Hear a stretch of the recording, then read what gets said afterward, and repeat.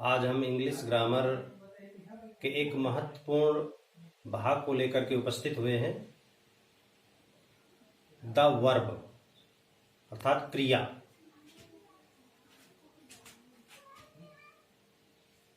क्रिया की परिभाषा होती है, a verb is a word that denotes an action of a person, place और things।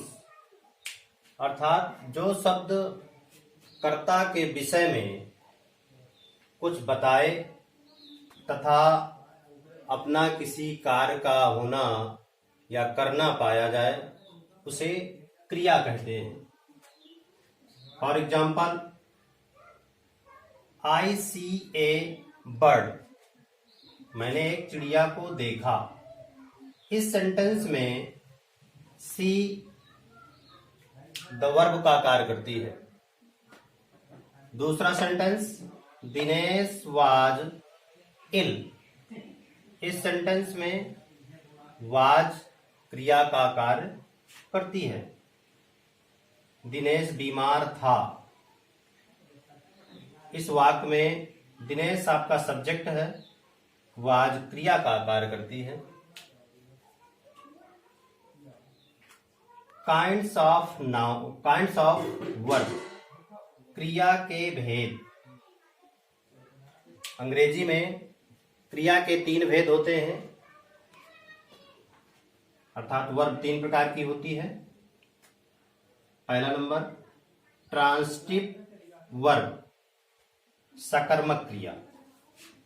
सेकंड, इंट्रांसिटिव वर्ब, अकर्मक क्रिया। और थर्ड, लिंकिंग वर्ब, जिसे संयोजक क्रिया कहते हैं। इस तरह से क्रिया के 3 भेद होते हैं। सबसे पहले हम ट्रांसिटिव वर्ब के बारे में, सकर्मक क्रिया के बारे में विस्तार से जानकारी लेंगे। जिस क्रिया का प्रभाव कर्ता से कर्म तक पहुंचता है उसे ट्रांसिटिव वर्ब अर्थात सकर्मक क्रिया कहते हैं। जैसे the player hit the ball, खिलाड़ी ने गेंद को मारा। इस वाक्य में हिट ट्रांसिटिव वर्ब का कार्य करती है। Second example, the carpenter makes the table, बढ़ई मेज बनाता है। इसमें मेक्स ट्रांसिटिव वर्ब है। इंट्रांसिटिव वर्ब, INTRANSITIVE, अकर्मक क्रिया। अकर्मक क्रिया क्या है? जिस क्रिया का प्रभाव केवल कर्ता तक ही सीमित रहता है उसे अकर्मक क्रिया अर्थात इंट्रांसिटिव वर्ब कहते हैं। जैसे for example, I was sleeping, इस सेंटेंस में वाज इंट्रांसिटिव वर्ब का कार्य कर रही है। आई वाज स्लीपिंग, मैं सो रहा था। इस वाक्य का कर्ता मैं केवल अपने आप पर ही सीमित है। कहाँ सो रहा था, किस स्थान पर सो रहा था, इस बात की जानकारी नहीं है। अतः यहाँ वाज इंट्रांसिटिव वर्ब का कार्य करती है। Second example, Meena is reading, Meena पढ़ रही है। इस वाक्य का वर्ब इज इंट्रांसिटिव वर्ब है, क्योंकि मीना पढ़ रही है।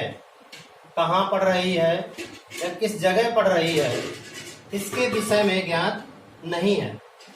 अर्थात क्रिया केवल कर्ता तक ही सीमित है। अतः इज यहाँ इंट्रांसिटिव वर्ब का कार्य कर रही है। और थर्ड लिंकिंग वर्ब अर्थात संयोजक क्रिया। संयोजक क्रिया किसे कहते हैं? लिंकिंग वर्ब क्या है?